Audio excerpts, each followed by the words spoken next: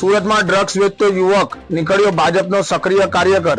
રાજસ્થાનથી સુરતમાં drugs supply કરવા આવેલા પેડલર સહિત 3 જણાને સુરત એસઓજીએ ઝડપી પાડ્યા છે, જેમાં એક વિકાસ આહિર ભાજપના નેતાઓ સાથે ગરોબો ધરાવતો હોવાની ચર્ચા થઈ રહી છે।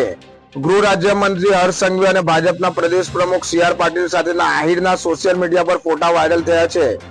જોકે સુરત શહેર પોલીસ કમિશનરે કહ્યું કે આ કેસમાં હાલ કોઈ રાજકીય કનેક્શન સામે આવ્યું નથી એવું જાહેર કર્યું છે। બીજી તરફ આહિરની ધરપકડ બાદ સુરત શહેરમાં રાજકારણ ગરમાયું છે।